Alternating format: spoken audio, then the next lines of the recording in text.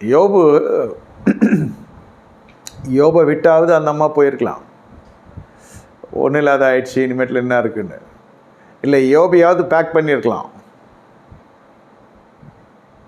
திமிர்வாதக்காரனை கொண்டு போய் இங்கே வைக்கிறாங்கன்றப்போ யோபு என்ன பெரியவரா? பெரியவராக இருந்தால் ஒரு சிறியவர் ஆகிட்டார். இப்போது பொருளாதாரமும் போச்சு, சரீரத்தை தெம்பு போச்சு, முக ரூபம் எல்லாமே மாறிடுச்சு. அந்த அம்மா நல்லா ஹெல்த்தியாக இருக்குது. பயணப்படுத்தி பாருங்கள் அந்த அம்மா கூடவே. புருஷனுக்கு இப்படிப்பட்ட ஒரு நிலையில் இருக்கிற பொழுது மனைவி எப்படி பார்த்த மனைவி, வாழ்ந்த பெண்மணி. யோபினுடைய உத்தமம் அந்த காலத்தில் எல்லாம் இஷ்டத்துக்கு வச்சுதாங்க, டசனா. யோபுக்கு ஒரே மனைவி. அதெல்லாம் பார்த்து தான் அந்த அம்மா சொல்லிச்சு, கஷ்டப்படுறாரு தேவனை துஷ்டா அந்த காலத்தில் உடனே ஜீவன் போயிடும். இருந்து கஷ்டப்படுறதுக்கு செத்துட்டா பரவாயில்லையே, ஒரே நாளோடு போயிடும், பரலோகத்தை சுகமாக இருப்பார். அது ஒரு சின்ன விஷயத்தில் சொல்லிட்டாங்க அந்த அம்மா.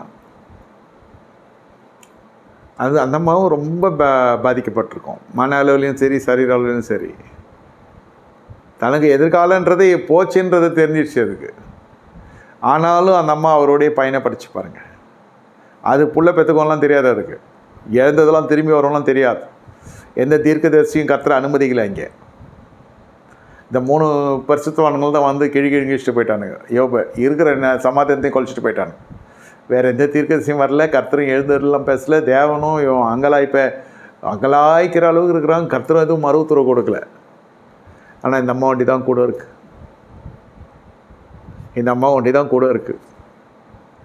இழப்பின் மத்தியில், சரீரத்தில் சுகவீனத்தின் மத்தியில், பொருளாதாரத்தின் மத்திய சீர்கெட்டு, பொருளாதாரமே இல்லாத காலகட்டத்தில், வேலைக்காரன் இல்லை, வேலைக்காரி இல்லை, மந்தை இல்லை, வீடு இல்லை, பிள்ளைகள் இல்லை, சரீரத்தை சுகமும் இல்லை அத்தானுக்கு.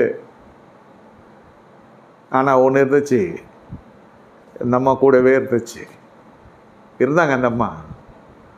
இதெல்லவா ஐயா வாழ்க்கை? அதுக்கு யோபு போலெல்லாம் பரிசுத்தமோ தேவனுடைய தரிசனமாக இருந்துச்சுன்ற மாதிரியும் தெரில. ஒன்று அந்த லைன்லேயாவது கொஞ்சம் ஹைலைட்டடாக இருக்கணும். நேரம் போகிறதா தெரியாது, ஜெபம் பண்ண போகிறேன், நான் ஊழியத்துக்கு போகிறேன் அப்படின்ட்டு ரவுண்ட் வச்சுட்டு வரலாம். இது 24/7 ஹவுஸ் ஒய்ஃப் வேறு. நின்னாலும் உக்காந்தாலும் இவர் கூடயே தான் இருக்கணும், யோபு கூடயே தான் இருக்கணும். யோபுக்கு என்னைக்கு சரியாகணும் தெரியாது, இப்போ போயிட்டு வரணும்னு தெரில. கேட்டால் இந்த தேவன் எழுந்தருளுவார், மீட்பவர் உயிரோடு இருக்கிறாருன்றாரு. போகிற மாதிரியும் தெரில, இருக்கிற மாதிரியும் தெரில. எப்படி இருக்கும் அந்த அம்மாவுக்கு யோசிச்சு பாருங்கள். அது இல்லை, அது மனைவி.